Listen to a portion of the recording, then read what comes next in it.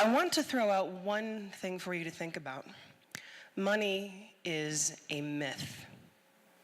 Money is legacy thinking. Money doesn't actually exist. It's merely a symbol for our power, our permission, and our access. It really isn't anything. Money is just a symbol. It always has been, it always will be. And once we accept that and start talking about the reality of what we are actually doing in financial services, which is giving people permission, giving them access to services and goods, allowing them to express their choice, that's what financial services is. Not about money. It is about the risk of access and permission. So consider that, and then go with me on this journey around legacy thinking, leaving it behind, and where we're going to be going in the future. So I take my hairstylist has clearly got influence from Albert Einstein. Lord knows I am nowhere near as clever. But the man was absolutely correct in that everything should be made as simple as possible, but not simpler. Our legacy thinking has actually made us think complexity is good, and it is not. And we have an opportunity now with technology to redefine what complexity is. And it actually is a hell of a lot simpler than we think. So one of my favorite things is simplicity is the art of sophistication. And Leonardo da Vinci said that. Einstein piggybacked on it. And what we need to do in order to arrive at that simplicity and the ultimate sophistication is to abandon legacy systems, to understand that those core systems and the rails that we have created over the last 50 years in the financial services industry do us no favor. We need to bring back the humanity into the design, not just the design, but the actual thing that we're doing. Again, money is a myth. It's about your ability to access something. It is about the permission that you grant someone else to know about you and to interact and transact with you. We need to bring back that humanity component and understand that that's what we should be focusing on. It is not about the technology, it's about the information that the technology enables to move, that allows us to transact.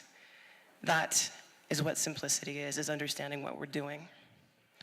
So one of the things that we talk greatly about are the inspirational models that are not attached to legacy.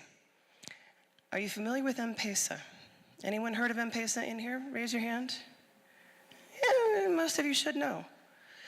M-Pesa is a Kenyan company that with a regular cell phone, regular mobile phone, not a smartphone, enables people to run on telco systems moving money.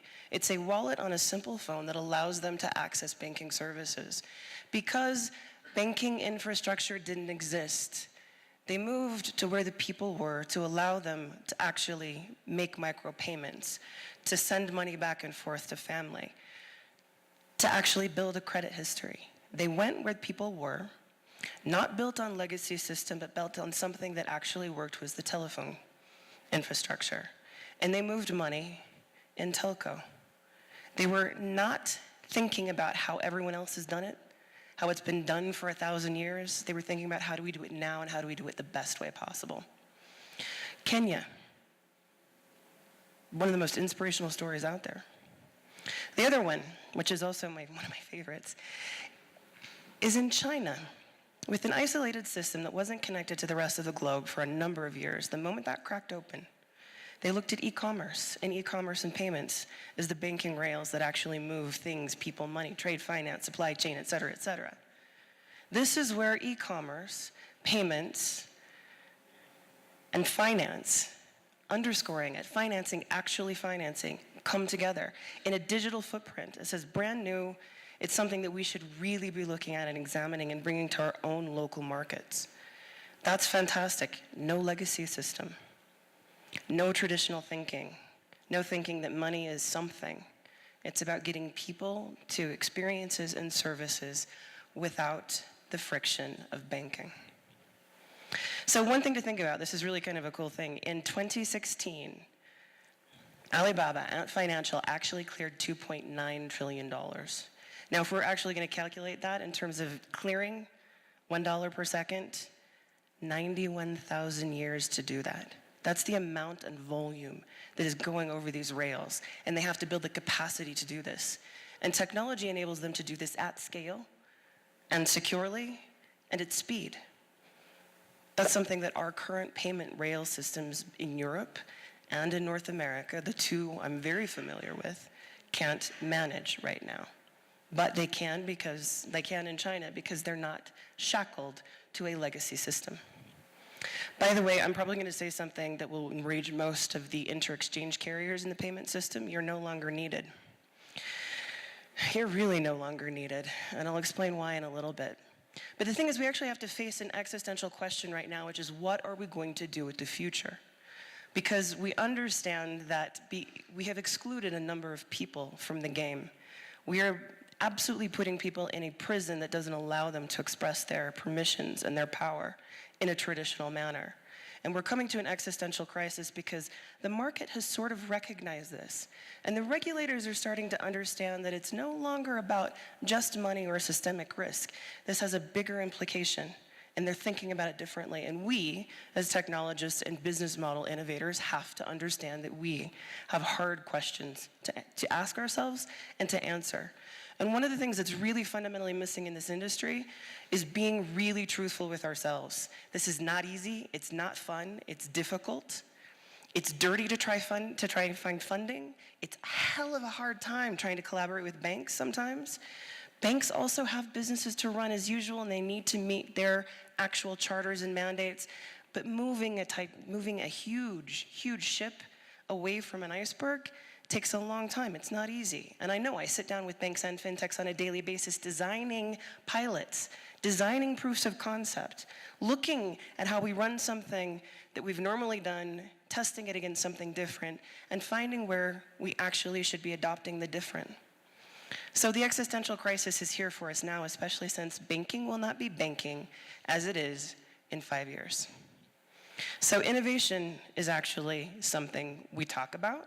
Sometimes we actually do it, sometimes. But what we really, really need to think about differently, especially banks, and I say this to every single banker that I talk to, and I have to tell you, bankers get it. It's the organization that proves the challenge, not the individuals. Bankers get it.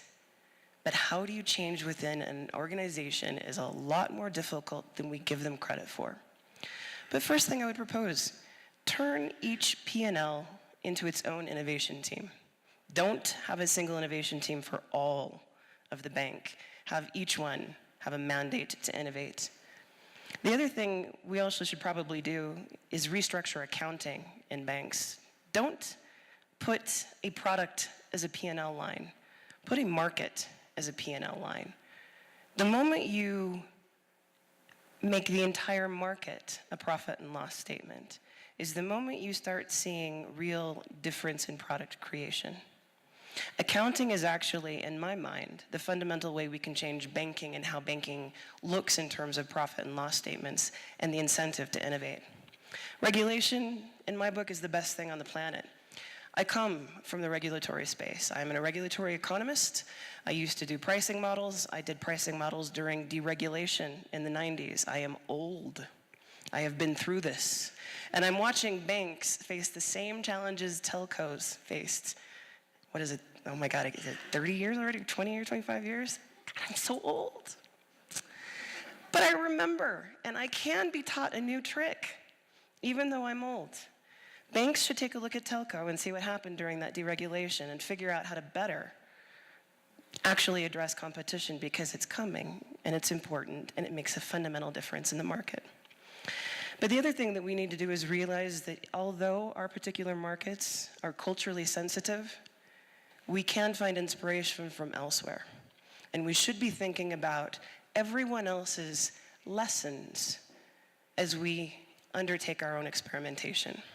So there is something truly artistic about what we're doing in this industry as we recreate it, but we have to embrace the art of it. And the art really does mean challenging ourselves and challenging our preconceived notions. The one thing I also want to mention is this. Technology is actually our morals and ethics in code. And the other thing we haven't actually talked about in this industry at any length or at any depth is the morality and ethics of what we do. Let's go back to money as a myth, because money is a myth. Let us acknowledge that. And if we stop playing with money and we start playing with things that fundamentally matter, like values, permission, and access, and power, then we start to think about how we code those things. And that is crucial. This is actually a moral question, and we are going through an existential ethical crisis. Please remember that. Don't gloss it over with the fun stuff and the sweet tech and that sexy, sexy mobile to mobile or QRC code. I don't care. It's not sexy. It's ethics. That's what really matters. So I want to talk a little bit about some of the technology that is going to transform this industry. As you can see, we're talking about cryptocurrency. Woo! And the blockchain, even better. We're actually talking about artificial intelligence and machine learning. We're looking at security in a different way. Cybersecurity, it actually matters. And ultimately, at the end of the day, this biometric thing, this identity thing, is what will make all of the difference in how we start to express power and permission. So I want to actually make a comment on the crypto that was just talked about, the payments and sort of cryptocurrency. Last week, Coinbase, which is a crypto wallet, actually announced a partnership with Barclays Bank. And Barclays Bank is now actually allowing people to exchange Bitcoin for fiat currency. It's proper FX for Bitcoin. This is the first time any major bank has actually done this. What this does is now legitimizes crypto as a liquidity asset, not in the way you think. This is how it's shaping up to be. Data is the new oil. Data is the value. Data is what drives permission and access. Data can now be pooled in certain ways, framed in certain ways, and securitized in certain ways, given a token, and put on as a secondary asset regulated security. Information is now a liquidity thing. Data liquidity is real. And this is the first sign we're seeing with Coinbase and Barclays. So what's happening in terms of crypto is fascinating because it's not actually about the crypto itself. It's about the IP and the energy and the information that it takes to create that value. And that value is now recognized on the market. And now this market is starting to exist and people will start to regulate them as securitized assets. It is data liquidity in its truest form. And data liquidity is the next form of capital wealth. What will charge that is our identities being the fundamental data liquidity. Who we are, how we behave, how we transact, what our psychometric mapping is, how we think and when we transact with people or interact with people. All of that can now be captured and it can be fed through algorithms and machines can learn it and machines can start to predict our behaviors. And our privacy constraints around those things are going to be what matters most. And privacy will be the new capital wealth for those who have the most privacy constraints. But because of all of this, data liquidity is a real thing. And crypto will fundamentally change the world because it's data liquidity, it's not crypto. Let's remember what we're really talking about. Money is a myth. Crypto is not money. Crypto is information and data liquidity. So crypto is not that interesting in my book. It's actually the token that's interesting. Tokens. Why? Because tokens actually now allow us, in terms of actual banking mechanics, to go direct bank to bank instead of having to go through inter-exchange carriers. This is why I apologize, MasterCard and Visa. I do apologize, but you gotta find a new model. There's a company called Token.io. They're based out of London, actually started by a Jen out of San Francisco, and they have this model. This is their open banking platform. Tokens are literally cutting out everyone in the payment chain. That's all built on crypto. It's all built on encryption, but it's tokenization. Blockchain's awesome, and I'm still waiting for the best use case beyond trade finance and supply chain. It's the tokens that are interesting. Why? Because it allows us to perform the authentication component. In PSD2 regulation in the UK, well, right now as we're implementing the UK and across all of Europe, it's actually the authentication and the authorization component that is becoming much trickier because it's directly related to the privacy constraints that are now part of the General Data Protection Regulation that comes live in May, a month and a half. But tokens help the privacy component. They meet the regulation. They also cut out all sorts of problems in the payment chain. For example, I can issue it to third parties and still maintain privacy. It can act like a smart contract for me. The nice thing about smart contracts is that it allows me to actually prove liability and indemnification.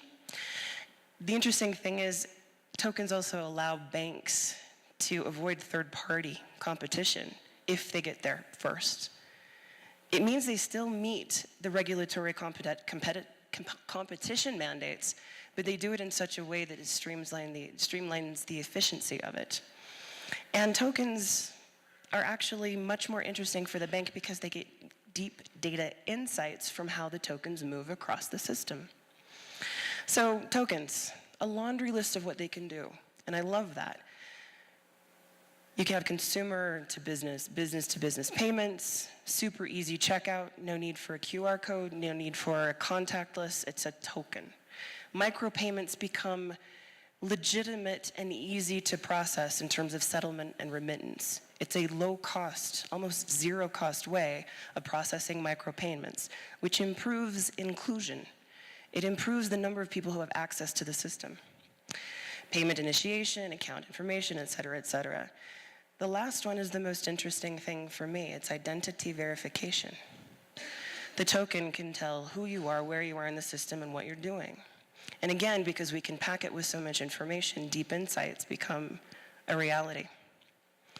One of my favorite things, and I will get it as soon as it comes available on the market, it's not this. This is temporary tattoos for payments. I'm waiting for the real tattoo, and there's a spot right here for it. I am happy to be the test case. But there are a couple of different companies that are actually working on temporary tattoos. They are mostly near-field contact technology driven, but they hold the token and can be destroyed without the token actually losing its information because it relays it back to the master system. It simply acts as a relay, but we can actually wear temporary tattoos instead of a watch or a ring or anything else, or a mobile phone. We can even just walk by the point of sale, not touch anything, and still transact. There's a Korean company that's actually working on an underskin NFC tattoo. Like I said, I'm first in line, but this is a reality. This is not tomorrow, this is today. Now, the one thing I want to talk about in terms of banking is because all of this technology is driving things to zero cost, operational costs are absolutely decreasing. The interesting thing about banking is no longer, does it drive it to zero? It doesn't add any value. I don't care. It's boring. It's fundamentally uninteresting, and it will not survive the next 5 years. Transaction fees are towards zero, and zero is not a sustainable model. Not for banks, not for any business. So, where do you go when transactions produce zero profitability? Where? You go to the next service. The future of that, and if you're into Doctor Who, hey, data becomes the asset, data becomes the value-added service, and the funny thing is we're actually going to be doing that. I cannot, this is my favorite image, because normally I'm down here, and pretty soon I'm going to be the barcode, and I am the barcode, and so are you. But that's actually today. You're part barcode today. And the reason I kind of build this up is because we already know too much about the customer out there, and there's no longer an option for us to be invisible in this digital footprint. And you cannot remain anonymous. No person can. The system does not allow that. And you can see that by our connections with Google and Facebook and Apple and Amazon, et cetera, et cetera. The government knows who you are. The tax people know who you are. Your utilities and your mobile phone knows who you are. You exist. You cannot be anonymous anymore. So what's the next step in terms of the business model and zero anonymity? Well, probably should have put that up first. Money's a myth. Power and permission is the key. And it's about data privacy and confirmation of identity, and that is the new value-added services. So think about this. Transactions, we know our transactions, we know our behaviors, we know how we think when we shop, when we interact, when we share on social media. We also can now read facial recognition, walking through moods, even how you interact on your mobile phone. It's called biometric or behavioral biometrics. How you tap your phone has a direct impact on who you are and how people recognize you and authenticate you in that digital space. How I walk can identify me anywhere in the globe. Banks have enormous amounts of transactional information about us. They also do know your customer and anti-money laundering. They know a lot about what's going on. Now, the interesting thing is, banks are in a perfect position to move to the new model, which is identity as a service. And this is where tokens become fascinating, because all of this is married up into that. You and information about you and what you do and how you act is data that will translate into data liquidity. And people will pay to verify who you are so they can trust you as they transact. That is fundamentally identity as a service, because banks will be custodians of that service. This is the coolest thing in my book. I get so excited. It's kind of stupid and geeky, but I get so thrilled with the notion of banks leaving money behind and going after data custodianship and identity custodianship, because that's where we trust the institution. That is where we have a validated regulatory space, and that is where we actually profit off of who we are as individuals. The market will pay us to confirm and authenticate who we are, and we deserve that. We have value. People should be paying for that access. So privacy and identity will fundamentally have the most value on the market in the next 5 years. And permissions are going to be the most important thing that are managed. That is what banks will step in and do. And identity is incredibly complex. It goes from me as an individual with my sovereign portable identity to a complex corporate with a number of layers of permissions. Who's liable, who's not? How do you serve that for small businesses? How do you serve that for complex corporates? That is the next stage of this discussion.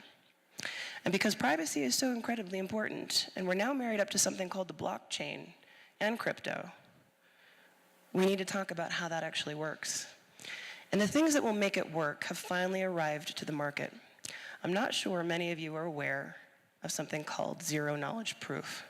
Has anyone heard of zero-knowledge proof? Ooh, yay. Okay. This is the coolest thing. Safi Goldwasser is a professor at MIT. And about 10 years ago, she came up with a quadratic equation that allowed two parties to interact. And they could prove something without sharing the data.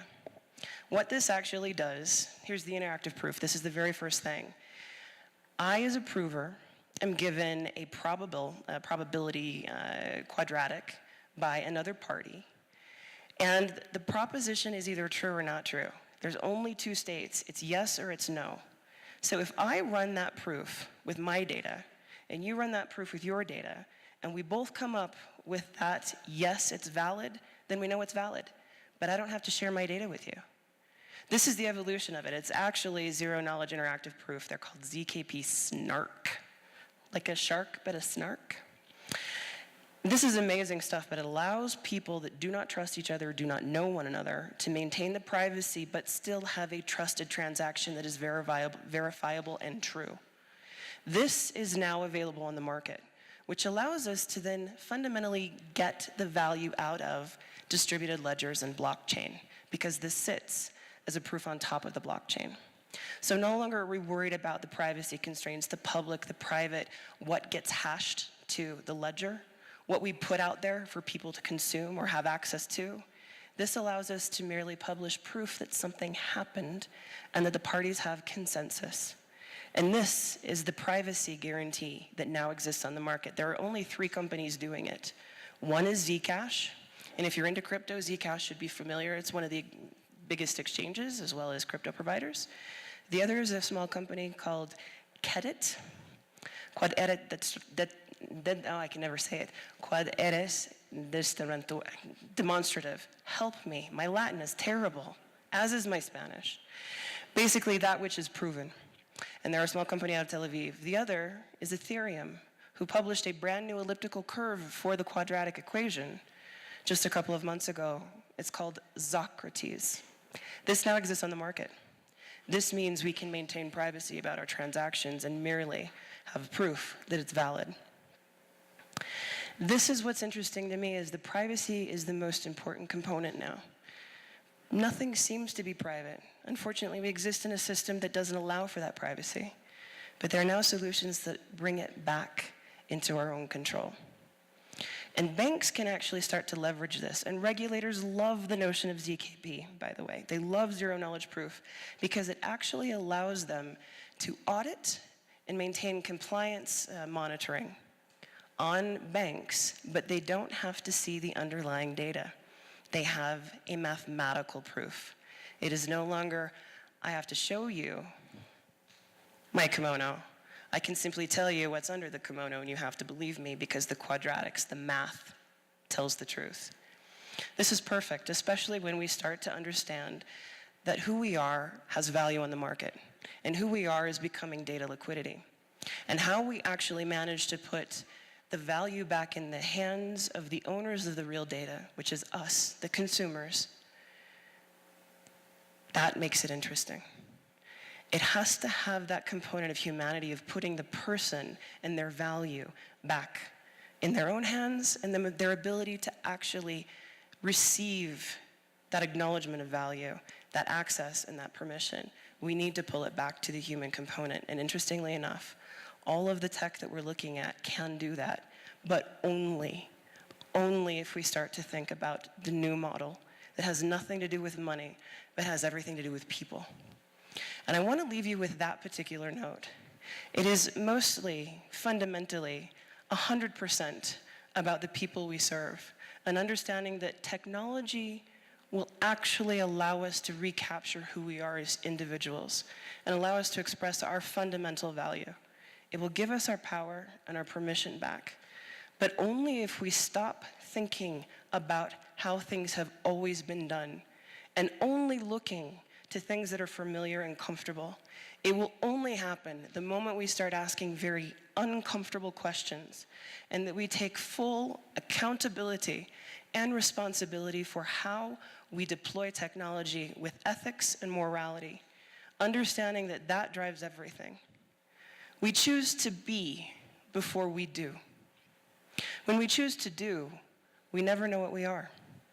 We're subject to whatever is convenient, whatever is most profitable, whatever is easiest. We can't do anymore in this industry. We have to choose what we are so that we then naturally follow what we should be doing. When we stick to principles and values, when we understand what our service is there to provide, when we actually get back to what makes us who we are, humans, that is when we will find technology elevating us, making it simple, making it easy to transact fairly and justly. And it will bring people who have never had that opportunity to be in the system and experience their permission and their access. It will bring them into the fold. That is what matters most, is that we actually turn banking into a human experience. But we do that only by asking ourselves the most difficult questions. And with that, I leave you. Identity is a service. Let's focus on the identity of the individual and of the people that we serve. And let's make sure that the tech that we choose to adopt allows us to express our most human nature. Thank you.